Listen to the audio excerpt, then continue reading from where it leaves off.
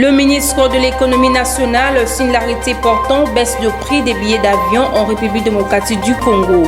Aussi, les participants de la réunion autour du Premier ministre Sama Lukonde ont examiné les 19 mesures prises par les autorités contre le Covid-19.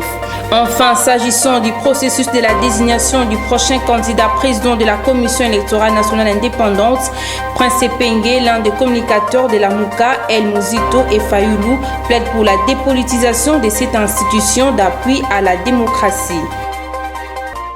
Nous sommes là pour vous informer, mesdames, messieurs, bienvenue dans cette nouvelle édition du journal. Baisse de prix des billets d'avion. L'arrêté ministériel a été signé ce samedi 7 août 2021 par le ministre de l'économie nationale après avoir échangé avec le Premier ministre Sama Lukonde. Suivez-les dans ses propres recueils.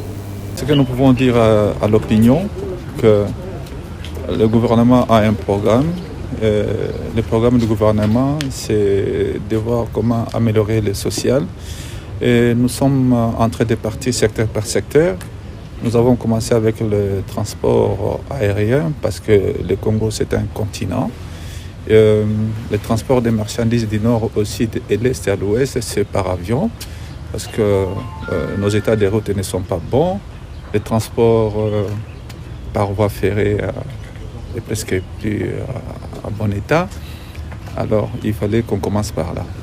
Et nous avons eu des réunions depuis des mois avec les transporteurs aériens et la Fédération des entreprises. Et nous sommes arrivés à des consensus. Et c'est ainsi qu'aujourd'hui, après le nettoyage de la structure des prix, nous sommes tombés à un prix juste. Et c'est ces prix justes-là qu'on vient de communiquer aujourd'hui à la population. Notre rôle, nous, ministère de l'économie, c'est la protection des consommateurs et également la protection des entreprises privées. Les prix justes, c'est pas que nous avons rabattu des prix.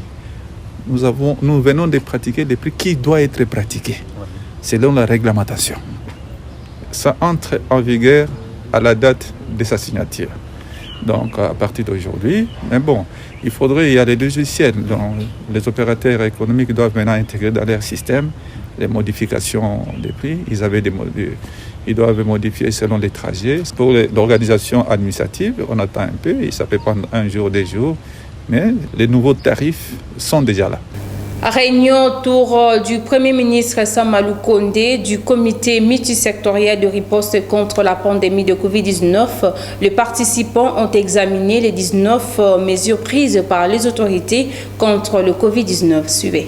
Il y a eu la réunion du comité multisectoriel de riposte contre la pandémie Covid-19 sous la conduite du Premier ministre, chef de gouvernement. Il était important de revoir toutes les mesures qui ont été prises. Vous devez savoir que nous faisons face à une 3e vague de la pandémie Covid-19 depuis le 13 mai de cette année. Le nombre des cas avait fortement augmenté et raison pour laquelle le gouvernement de la République avait pris des mesures pour diminuer la circulation des personnes afin de diminuer la circulation de ce virus. Dès lors que nous avons constaté qu'il y a une baisse sensible des cas Covid sur l'étendue du territoire, surtout dans la ville-province de Kinshasa, avec quelques hausses en province, au Katanga, au Nord Kivu, au Sud Kivu et au Lualaba. Il était important de voir qu'est-ce qu'il faut faire dans les jours à venir. Plusieurs experts ont donné des avis en lien avec cette baisse de circulation de virus dans notre pays. Nous avons remis ce rapport au chef du gouvernement qui va échanger avec le chef de l'État afin que des mesures idoines soient prises. Mais il est important de dire qu'à ce jour, notre pays évolue dans le sens de la surveillance de la pandémie Covid-19 et cela se fait efficacement. Une délégation des parlementaires congolais est en Zambie pour la supervision des élections. Elle est conduite par le premier vice-président de l'Assemblée nationale, Jean-Marc Kaboun. Suivez-les dans ses propres recueils. Nous sommes venus dans le cadre d'observation électorale pour les élections du 12 août ici en Zambie. Nous avons été sollicités par le Forum parlementaire, la SADC, afin de venir ici observer les élections. Donc en tant qu'observateur, nous avons été accrédités aujourd'hui. J'ai profité de l'occasion pour rencontrer le président de la commission électorale de la Zambie et nous avons eu un entretien très fructueux parce que nous avons fait le tour de la question. Nous avons pu analyser selon les informations qu'il a pu mettre à notre disposition et analyser la situation électorale ici en Zambie.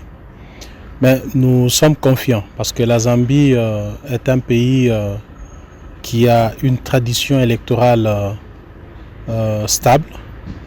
C'est un pays politiquement stable aussi.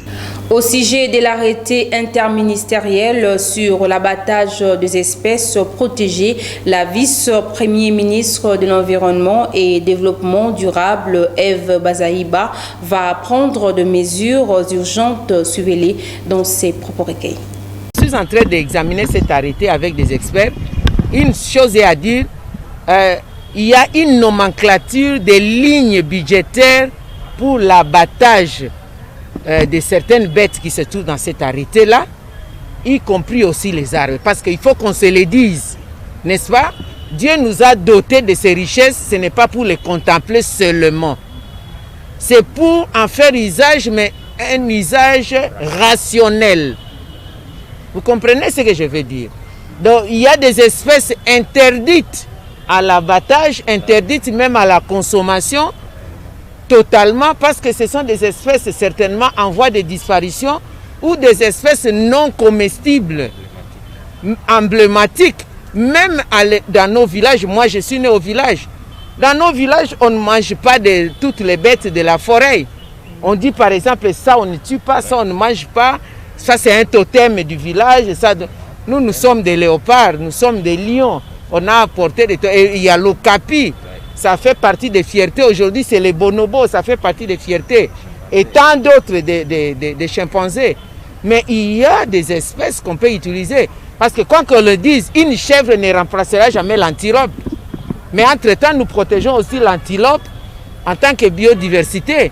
Il y a des saisons de chasse et il y a aussi des saisons où on ne peut pas chasser. Bref, c'est pour vous dire que je suis en train d'examiner froidement, pas par sentiment, parce que pas XY a dénoncé, c'est une matière d'État. Je vous ai parlé du principe de continuité de l'État et de l'amélioration. J'examine, on verra ce qu'il y a à retenir dans l'arrêté. On va retenir. Si ça nécessite à ce qu'on abroge, on annule carrément l'arrêté, nous le ferons. Au cas contraire, vous allez voir, mais toutes les décisions qui seront prises, ça seront prises pour l'intérêt de la République démocratique du Congo. De son côté, le ministre de l'EPST, Tony Mwaba, en séjour à Bukavu, a rencontré le président de l'Assemblée provinciale du Sud Kivu. Ils ont échangé sur plusieurs questions sur l'évolution de la gratuité de l'enseignement et la paie des élus provinciaux. Suivez-les tour à tour.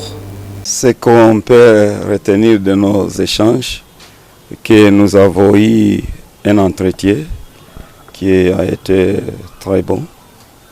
Nous l'avons réussi pour la toute première fois à notre assemblée provinciale, étant en mission de travail ici au Sud Kivu.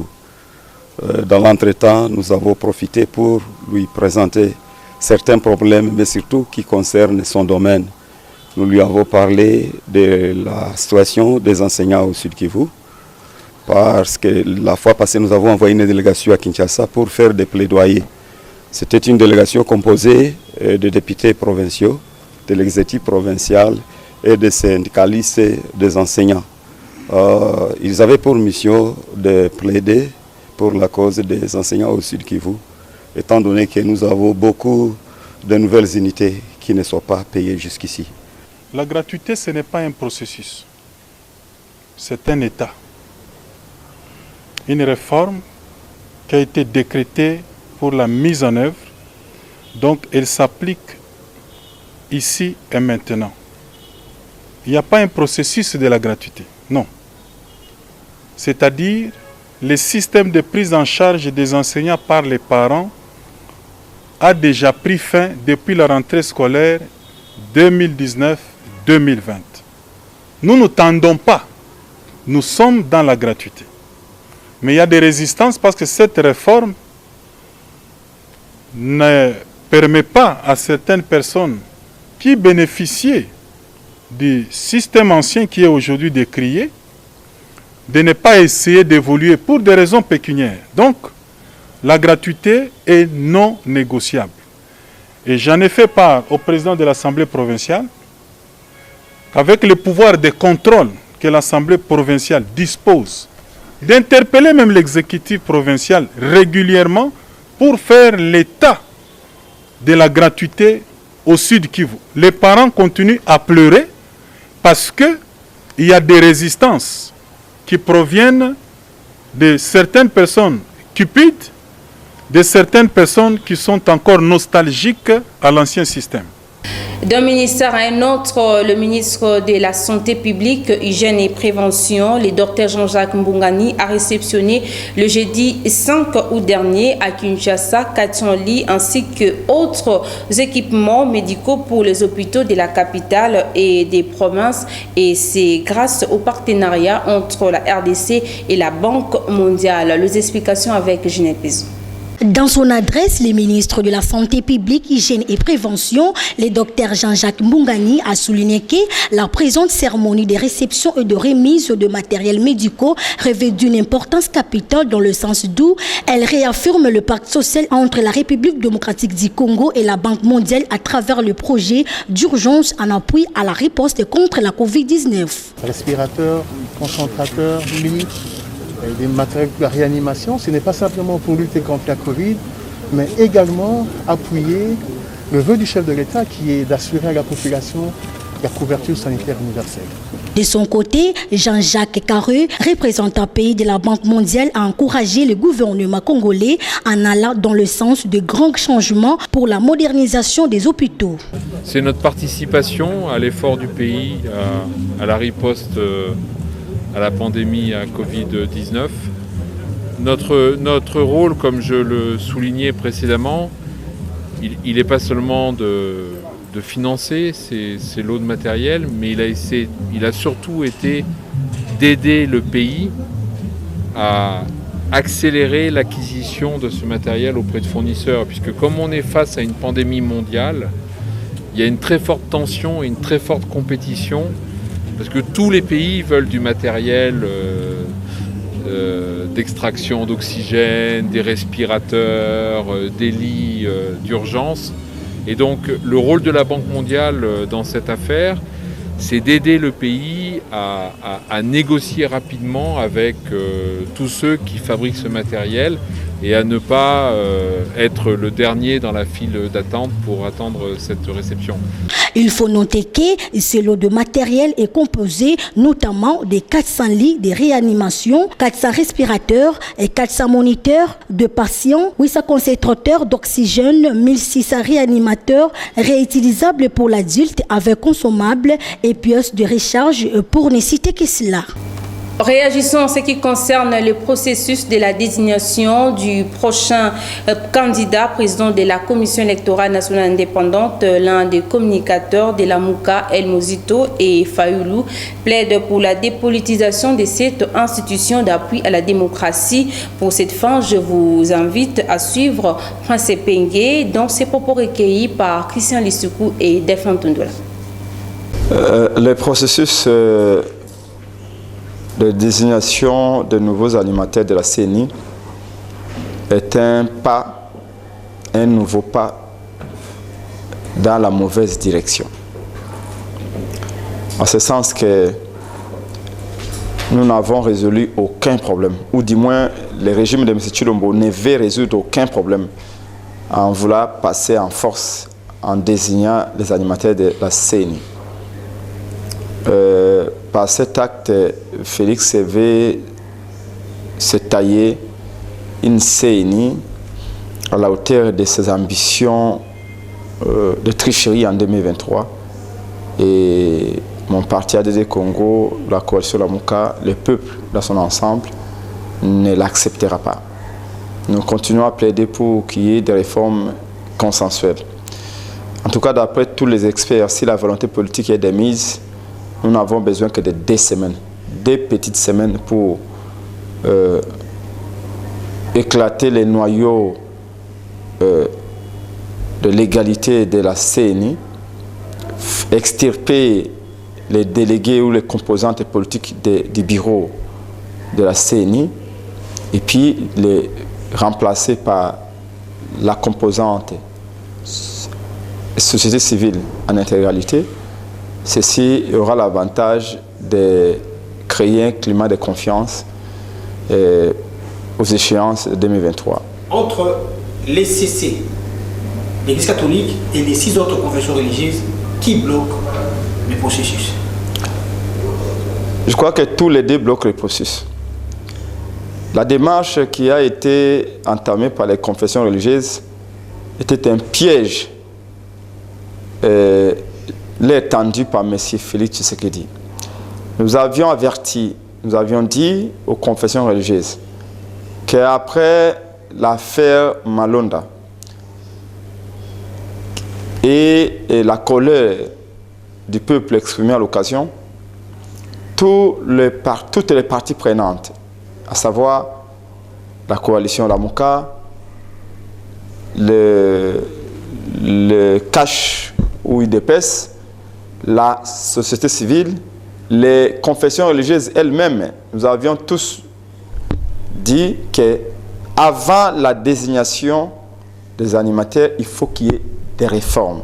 De son côté, le député national Toumba Tchabola Bintou appelle le chef des confessions religieuses à servir d'exemple aux politiques en ce qui concerne la désignation du prochain candidat président de la CENI pour enfin permettre la tenue des élections prochaines dans les délais. À ce sujet, je vous laisse suivre Toumba Tchabola Bintou, Jean au téléphone par John Elimboui. Le peuple congolais est en train de constater ce qui se passe entre les acteurs religieux.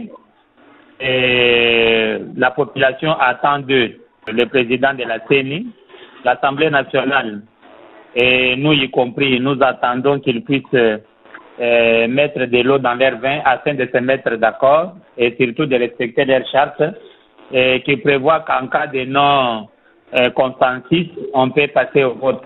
Si ce qui a été fait par les 6 autres confessions religieuses est correct et que cela ne pose aucun problème, je pense que c'est mieux de laisser celui qui a été désigné, qui a bénéficié de la confiance des 6 confessions religieuses, de faire son travail. On ne doit pas les juger par rapport à des critères subjectifs et surtout pas à recourir à des critères ethnico-tribaux. Personne n'a demandé à Dieu de le faire naître dans telle ou telle autre tribu. Et ça, ce sont si on prend de telles considérations, c'est vraiment regrettable pour l'avenir de notre pays. Ce n'est pas une première dans ce pays. Généralement, vous savez, il n'y a pas d'ange sur la terre. Même si on fait venir Jésus pour qu'il vienne diriger la CENI, il y aura toujours des gens qui vont dire quelque chose contre lui. Ça veut dire que chacun de nous a toujours quelque chose qu'on peut lui reprocher. Mais l'essentiel est de voir les éléments qui peuvent nous amener à l'unité et à l'avancement de notre pays. L'avancement de notre pays demande à ce que les enfants du Congo qui excellent dans tel ou tel domaine, nous puissions leur apporter notre soutien.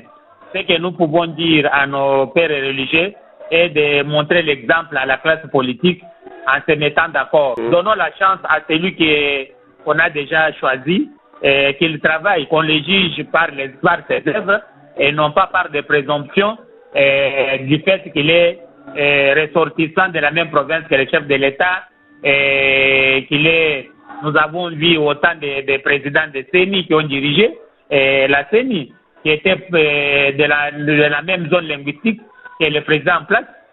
Jour pour jour, 100 jours s'est écoulé depuis que le gouvernement de l'Union sacrée de la nation est entré dans la danse. Ainsi, la population congolaise en général et particulièrement celle de Kinshasa lève les tons en ce qui concerne le 100 premiers jours du gouvernement dirigé par Jean-Michel Samalukonde.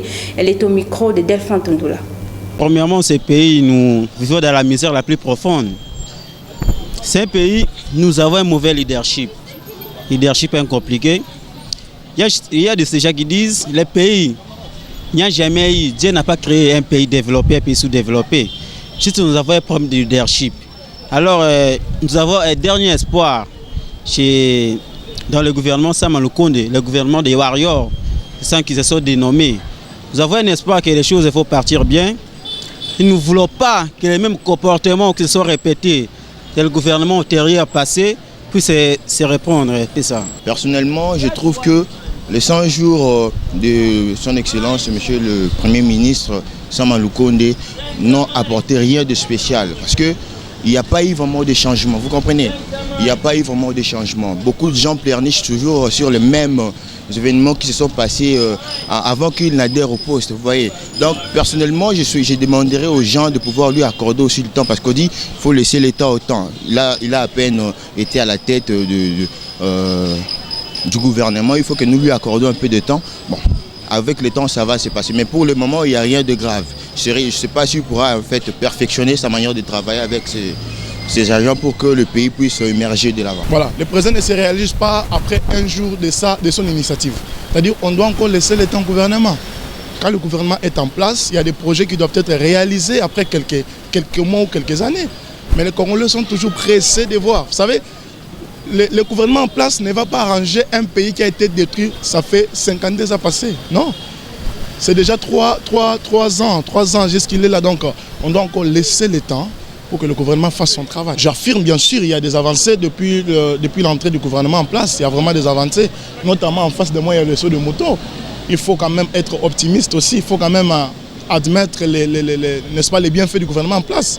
Tout ce que le gouvernement fait, jusque-là, les choses sont en train de penser dans les déboires. Qu'est-ce que je veux dire? Le problème est qu'il n'y a pas un leadership vraiment approprié dans ce pays. Nous avons pensé que Maître Eugène à la tête du gouvernement, qui est M. Sama Lukonde, peut apporter un changement dans notre pays. Mais les cas sous examen, c'est déjà presque plus d'un mois, plus de 100 jours qu'il est à la tête du gouvernement, et jeune qu'il est, il n'y a pas vraiment un changement qu'on peut approprier. La circulation est devenue fluide sur l'avenue de la Libération R24 novembre après l'inauguration des sauts de moutons érigés sur ces tronçons. Suivez ces constats des non-stagiaires de l'IFASIC. L'utilité de ces sauts de moutons érigés sur l'avenue de la Libération R24 novembre au niveau de la station RTNC, c'est de rendre fluide la circulation au regard des embouteillages monstres qui s'est formé aux heures de pointe dans ce coin de Kinshasa. En effet, 24 heures après la mise en service de cet ouvrage, le constat est satisfaisant en termes de circulation des automobilistes où 48 heures avant, ces engins éprouvaient encore d'énormes difficultés pour négocier les passages. Concernant les sauts de moutons, il y a déjà des choses.